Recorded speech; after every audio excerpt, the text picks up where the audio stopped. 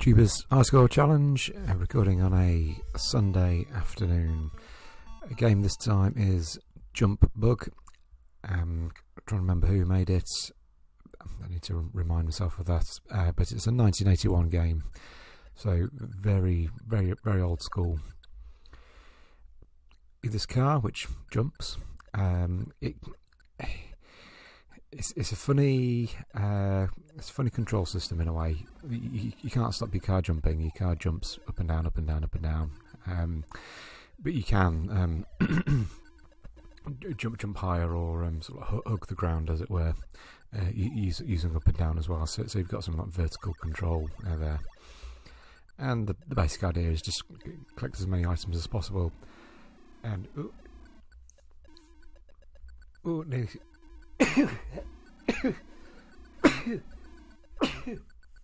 Oh dear! Bit of a sneeze there. I was going to mention actually, I was ill with a cold last week. I'm pretty much over it now, but so last week it was kind of tiring me out a bit. Sneezing lots, really runny nose. Still running a little bit, but feeling pretty much fine.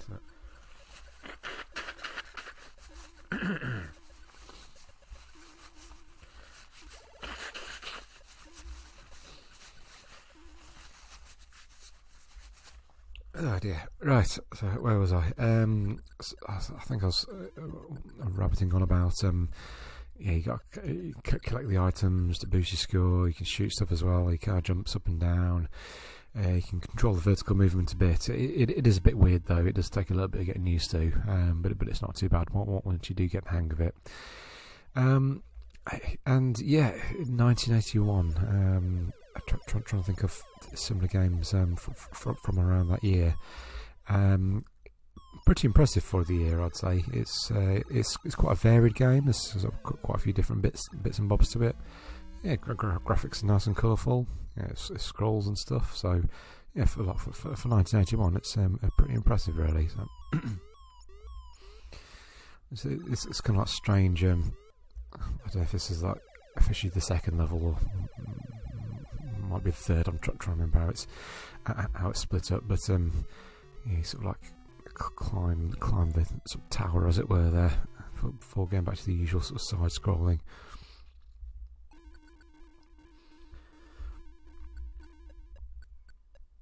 It's I've kind of enjoyed this. It's certainly been a good experience to play. Yeah, a game like this, never would have come across it before myself. Yeah, probably never would have played it, and it is pretty enjoyable. Again, especially considering the year, but it's got all the right ingredients for like a fun game. Honestly, like I've kind of like probably had my fill of it now. I could play a bit more and persevere, but I'm not sure.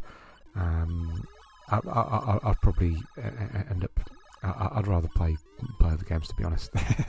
That's not being harsh, but it's like it's kind of like I've played it, I've enjoyed it. Like it's been a great experience, but it does feel slightly janky, this game, when you're playing it. It's like the controls just all feel very, very loose.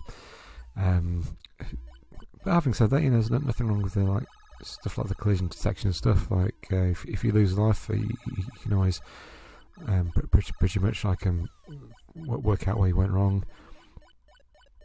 And there's like good scoring challenge as well. So like really sort of pushing for those extra points. Talking of which, on this underwater level here, it's certainly one of the more tricky ones. I've purposefully hugging the bottom of the seabed there, not really thinking about sort of jumping up and getting the different items, getting the scores, because it's very easy to lose a life. So, but playing it safe on this level.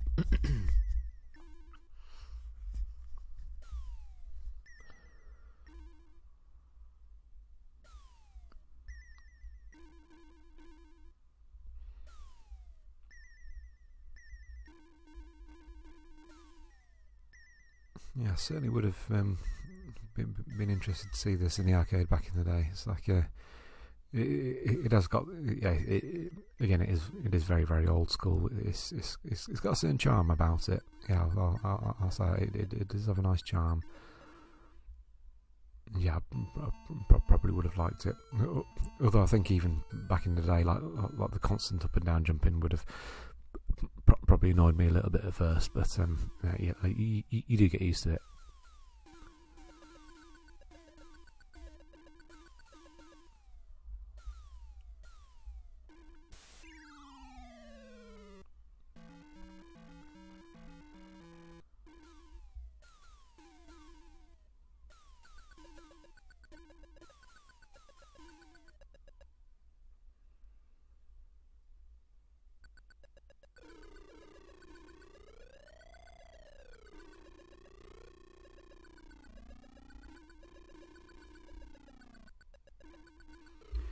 You can actually get quite a few points on here. Like the more sort of like consecutive money bags you get, like the more the score goes up.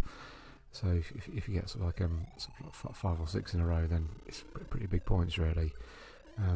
It does kind of reset just when there's a gap, or if you sort of like I think maybe if you miss one or take too long to get the next one or something like that. Yeah, there are quite a few points to be had. Probably get a few more points there as well, but I just had a feeling I was just going to jump straight into that jumping thing and thought play it safe and finish the stage. Which is the first loop, by the way. I think that's that's loop 1 done. So second loop, same kind of thing. Differences I noticed. The Joker, which that sort of purple thing which flies about the screen, there seems to be a little bit more tricky to hit. It seems to bounce around a bit more, maybe. And I've noticed there's a couple of enemies who just take an extra hit or two as well. So, so it's a slight increase in difficulty.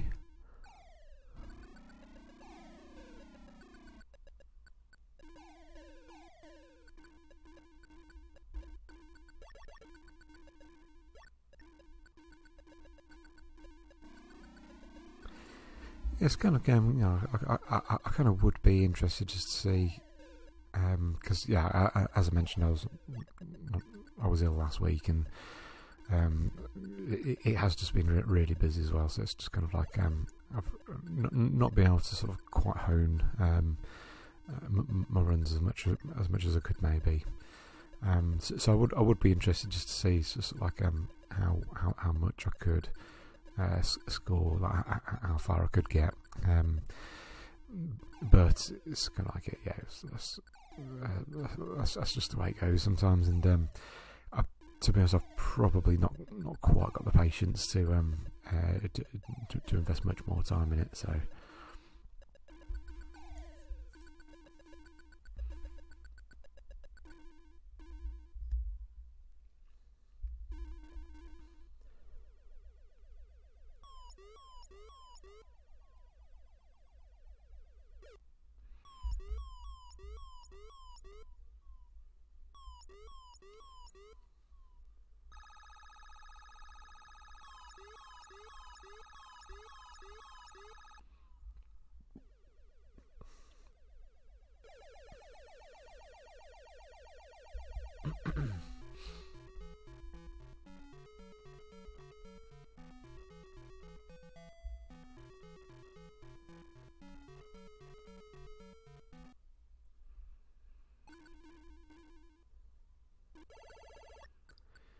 Yeah, again, like just trying to think what arcade games would have been around sort of like back then, but certainly this would have made a nice change from like your usual Asteroids or Pac-Man or whatever.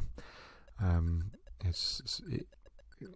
levels are quite varied. Yeah, there's quite a few different bits and bobs to it. So it's like it's certainly an interesting one.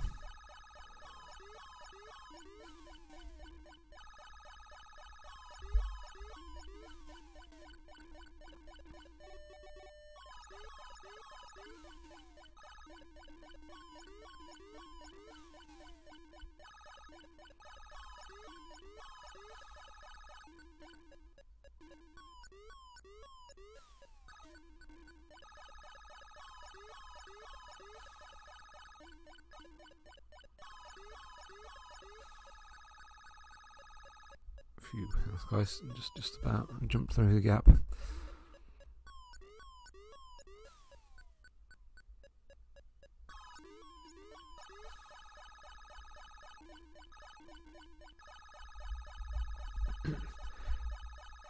Yeah, I could have perhaps put a little bit more time in this evening as well for a score, but